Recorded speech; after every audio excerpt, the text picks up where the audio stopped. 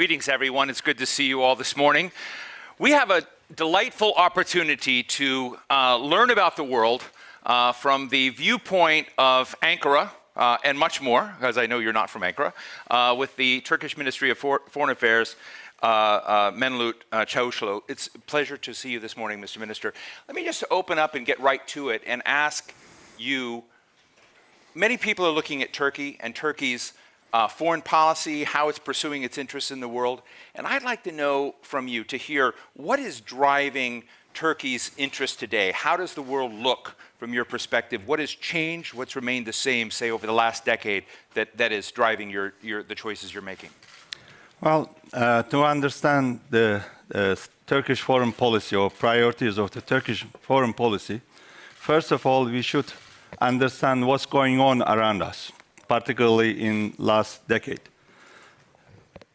Many fragilities around us. Failed and failing states. Terrorism, terrorist cells, foreign terrorist fighters, which is a challenge for not only for Turkey or for our region, but for many other countries. We captured foreign terrorist fighters from 125 countries, for instance. And other challenges around us, and irregular migratory flows coming from Syria and other countries. And we are surrounded by the conflicts with the frozen solutions. NagornoKarabakh is one of them, Ossetia, South Ossetia, Abkhazia, Crimea, and Transnistria, and posing threat to the stability in our region. And there are also countries in our region trying to grab the hydrocarbon resources that belongs to many others, I mean, to all of us. Therefore, the act of Turkey is not by choice most of the time, but by necessity. And we have to face all these challenges. That's why we have to be enterprising and very proactive. And also, we shouldn't forget the humanitarian aspects of our foreign policy. As you sit in the middle of this complicated neighborhood, you have a number of failing states around you. Yeah. You did a deal with Europe to take in many of the refugees from the Syrian crisis and others. How to put this? Do you resent the way the world is looking? Do you feel like you're taking a burden that Turkey is not appreciated for? In words, yes, appreciated. Everybody praised Turkey's efforts to host so many refugees. Also, that we are reaching the vulnerable people, particularly in Syria and beyond. But nobody is sharing this burden. This is the problem. We spent billions of dollars, more than $40 billion for the Syrian refugees only in Turkey. But what we receive from international community is not more than 1 billion. What we receive from European Union, even though we have this joint statement of 2016, is around 3 billion. But they pledged 6 billion by the end of 2018. It didn't work. And this is a huge burden. There are 1 million school-age Syrian kids in Turkey. And there are more than 400,000 newly born babies in Turkey. So this is a burden that we need to shoulder all together. But unfortunately, it didn't happen. That's why we need to, for instance, revive the joint statement of 2016, 18 March of joint statement of Turkey and the European Union. And as long as those problems continue in our region, and the problem of irregular migration or refugees will also continue.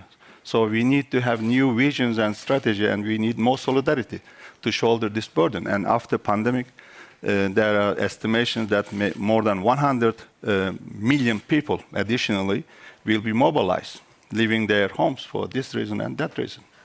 So let's take three hot spots right now. You mentioned NagornoKarabakh, Armenia and Azerbaijan.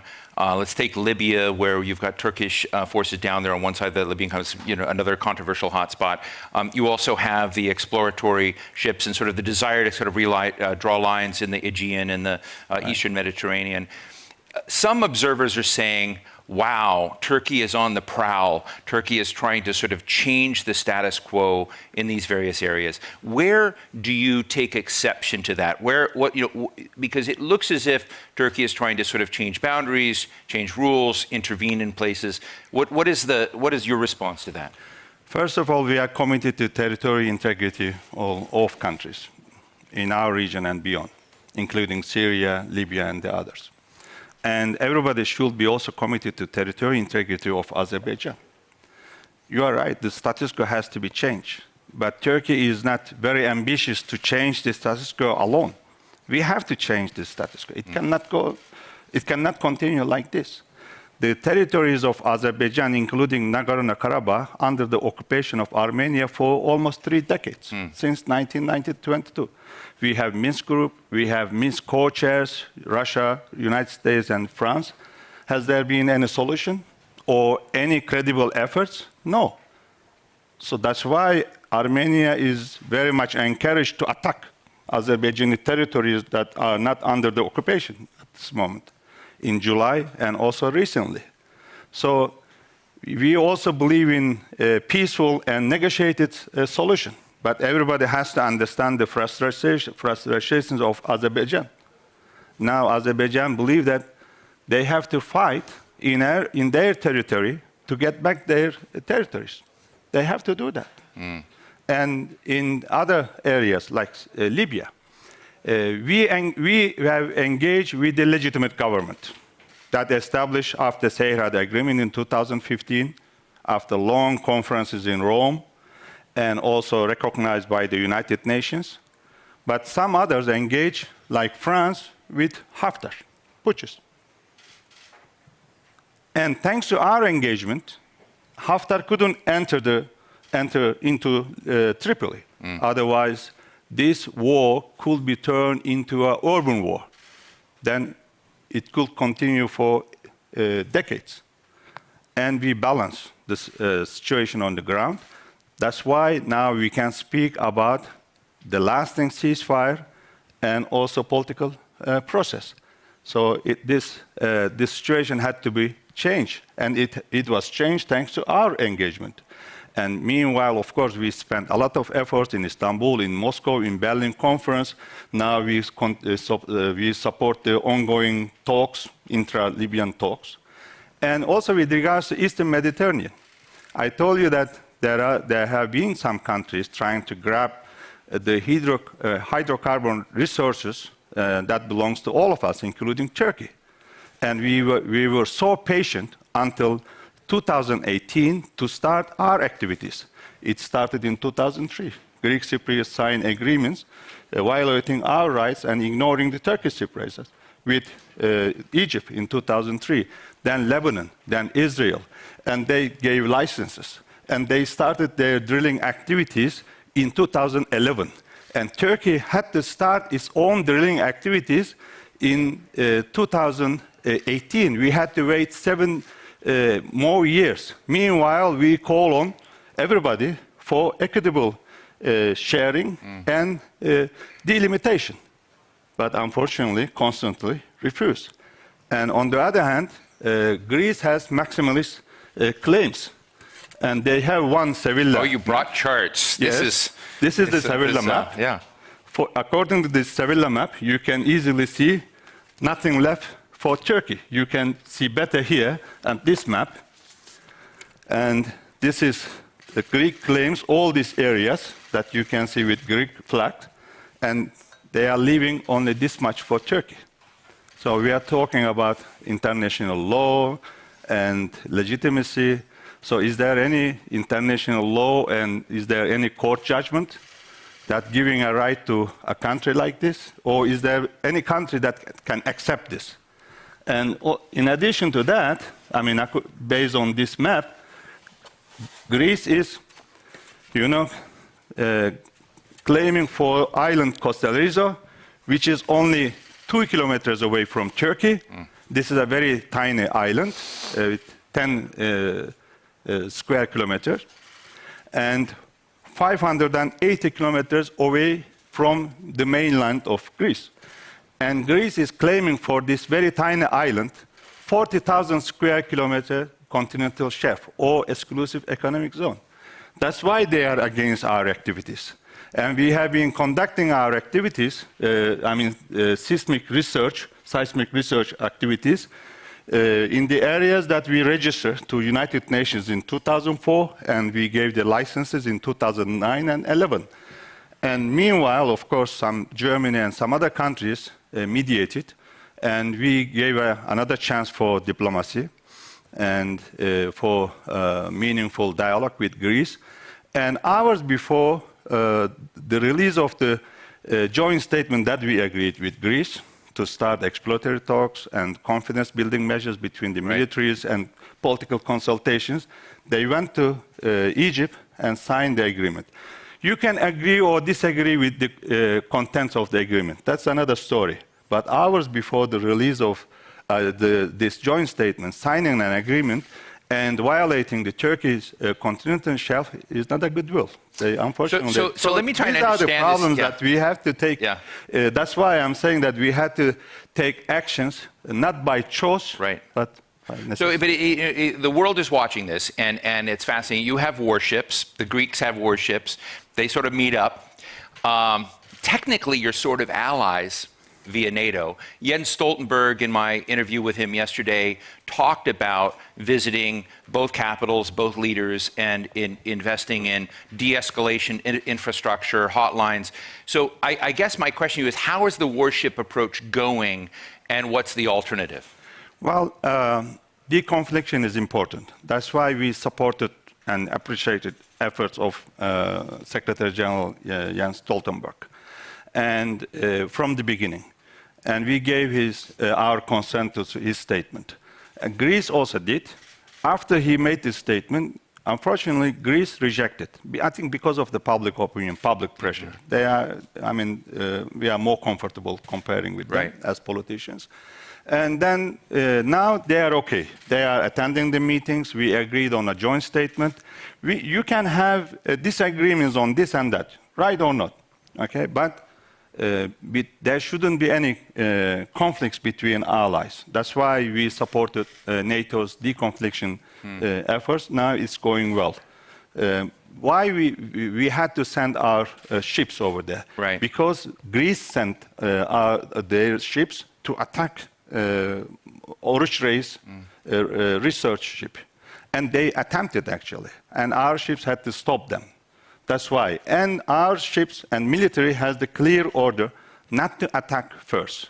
But if there is an attack, of course, they have to retaliate. This is the clear order to our military. Let me just tell the audience, we're going to take questions from you here.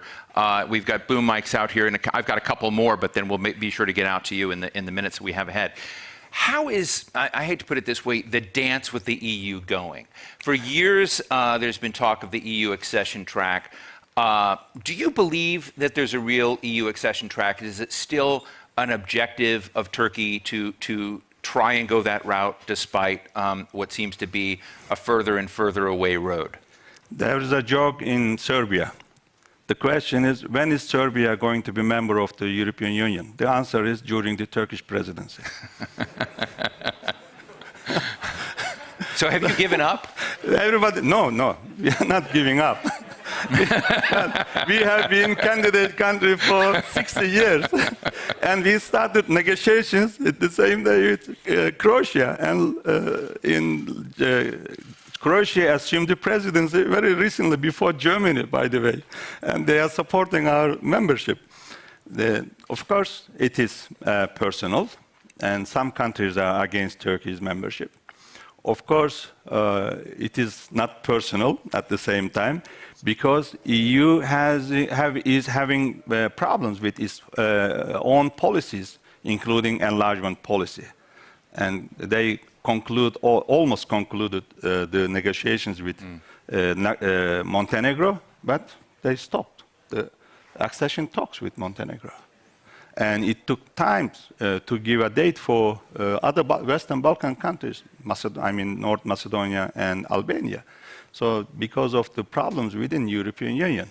But at this moment, there is a stalemate in our accession talks. But we are very open, and we have been telling European Union that Turkey is ready to meet all the opening benchmarks of any chapter. And Turkey is ready to conclude, actually, to meet the closing benchmarks as well, to conclude all these negotiations at any chapter.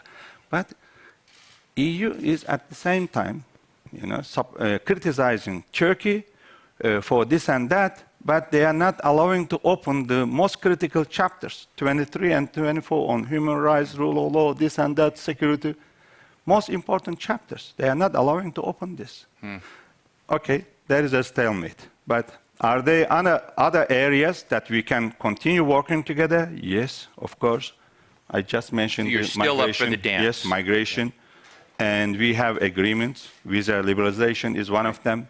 And modernization of the custom unions agreement. This is mutually beneficial, by the way.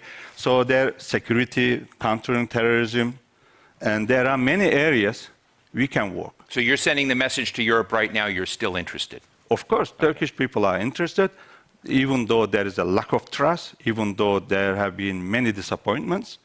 And if EU wants to be a global actor, to face the challenges, EU should be engaged with the countries like Turkey and other countries like Turkey. Now, let me just ask you finally, before I go to the audience, Russia and NATO. It looks to some observers like Turkey has one big foot in NATO and, is a robust member of the NATO alliance. On the other hand, you've bought these S-400, air defense system. You're flirting with Russia a little bit, and some folks are confused. Flirting with Russia? Yeah. So I guess the question is, are you hedging your bets? Do you not trust NATO to be the security partner you want? What's going on with the S-400 system and a kind of alternative security set of arrangements that's caused a lot of ulcers, I guess, for some of your allies? Well, NATO is at the center of our security strategy. This is for sure. And if you look at the NATO's activities and the missions, Turkey is in top 5 contributors. And we are very much committed. And what we need is that NATO should adapt itself to the new realities. And it is actually, NATO is spending a lot of efforts. There are some mechanisms, actually, and Turkey is also represented there. That is, also we need strong solidarity. And NATO's solidarity shouldn't be actually sacrificed for the solidarity within European Union. And therefore, we believe in NATO system. But we prefer, of course, to purchase our needs, defense industry needs, all items from NATO allies. Does Turkey need the air defense systems? Yes or yes. And it is an urgent need for Turkey. Did Turkey try to purchase those items from the United States and other NATO allies? Yes. But were Turkey able to purchase from them? No. Unfortunately, we couldn't purchase from the United States. Donald Trump said no to a deal? He tried. He tried. But he couldn't get it done. The Congress should give its consent. Unfortunately, he couldn't. That's why, look at I just mentioned some of the challenges around us that we have to face and the threats. So I have to buy from somewhere. Even today, some EU countries are actually not giving the defense licenses for defense items that we need from those countries. But I need them. So if they don't want to sell to Turkey, then I have to buy from somebody else. And in this case, Turkey shouldn't be criticized for this. Right. And Turkey's NATO membership shouldn't be questioned. Shouldn't be questioned. That's why I had to buy S-400 from the United States, from Russia. And today, I'm still trying to purchase those goods from the United States, those kind of goods, defense, air defense systems, also from Eurosam. I mean, this is an Italian-French consortium. Right. They have something. Right. We want to buy from them. We want to work with our NATO allies. That it doesn't mean that, I mean, when I have to buy from another country, it doesn't mean that I turn my back to NATO. So I don't believe in NATO. of course. But it does, I mean, we got to go to the audience. I wish we had an hour again. Next time, we had to do this for more time. Sure. But it sounds like there's a trust deficit, or at least some trust dips inside the alliance that have caused some of these issues. Because it is a function of levels of trust, is it not? I'll give you one example. In Idlib this year, Turkey had to stop the aggression of the regime and its supporters alone, with my own capacity. And I didn't only stop the aggression, but at the same time, I stopped the mass flow of additional more than 1 million refugees to our borders. It means to Europe. It's also a very sensitive issue in this country, Slovakia, I mean, irregular migration. Excellent. Right here, yes. This microphone is huge. My name is Emine Cepar. I'm the First Deputy Minister of Foreign Affairs of Ukraine. Sayın Bakanım, sizin burada görmek çok memnunum. Hoş geldiniz. Yeah. And my question, I will reflect a little bit that my country is really going through the toughest period in its history. 6 years of war, occupation of Crimea that you mentioned already. Right. So my question is about the Black Sea. Is there a flirt on the Black Sea with Russia? Because we believe that there are 6 submarines of Russia, which is enough to control the whole equatorium of the Black Sea. And do you feel insecure because of the militarization of Crimea and its consequences for the control of the Black Sea? Great, thank you. And if you can do it in about a minute. Emine, thank you very much. You will get more questions to answer. Yeah, no, go ahead. Okay. Emine, you know, we import gas from Russia and oil, of course. And we have good trade with Russia. Russia is, I think, number 2 trade partner of Turkey. But we never flirt with Russia. For instance, Russia wanted to enter Libya. They proposed us. We said no 2-3 years ago. But they entered Libya together with France, another NATO ally. And with regards to Crimea and eastern part of Ukraine, Turkey is one of the strongest supporters of Ukraine's territorial integrity. And we will never recognize the illegal annexation of Crimea. Unfortunately, some of our Western allies already forgotten Crimea. And together with some other countries like Lithuania and other Baltic states and Poland and other European countries, we should continue supporting you and also Crimean Tatars. So we are not flirting, and we are against, at the Black Sea, and we are against any kind of aggression in Black Sea. Yes, sir. Real fast. My name is Nikos Nikolaou, Ambassador of Cyprus to Slovakia. I would like to kindly ask Turkish Minister, for the sake of regional security in Eastern Mediterranean, will Turkey, in the future, according to the international law, stop illegal activities in the exclusive economic zone of the Republic of Cyprus and the continental shelf of Cyprus? And will Turkey withdraw the occupation force 40,000 troops around from the Republic of Cyprus following the invasion in 1974. Thank you. The Cyprus question. Thank you very much. I wonder which law is telling that Turkey's activities are illegal. It's only according to the Greek Cypriots, and the countries are supporting within the European Union, supporting the Greek Cypriots. I have a question to you, Ambassador. Do you admit that Turkish Cypriots also have rights on hydrocarbon resources around Cyprus? Except he's going to have to answer that outside the room. Do you admit that? But let me answer on behalf of you. Yes. Your leader, Anastasiadis, admits this. But why don't you ensure equitable revenue sharing? What Turkish Cypriots are asking is very fair. Equitable revenue sharing. And they made proposals in 2011, 2012, 2019. Why did you reject that? And you are talking about Turkish troops over there. All these issues negotiated within Annan Plan, also in Kran Montana.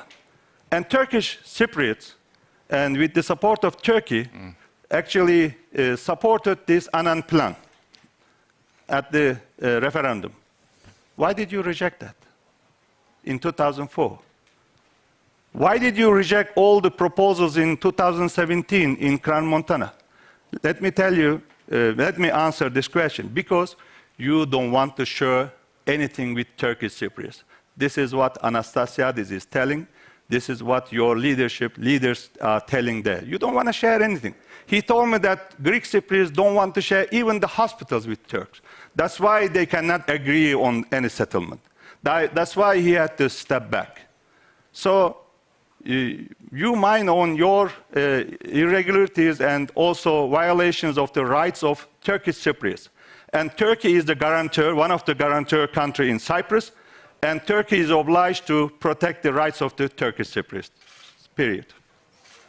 With that, we're going to have to end it. I want to thank Minister Çavuşoğlu for a very candid assessment. I look forward to having you back for a full hour. I want to thank all of you. Just as we close, I want to tell you that here in 5 minutes, there'll be 3 Visegrad foreign ministers joining you. And if you'd like to join in the Habsburg room, you get me again moderating a forum about AI and the future of war. So I want to thank you so much, Mr. Minister. Thank you very, very much. Thank you, Steve. Great Thank you very much. conversation. Thank you.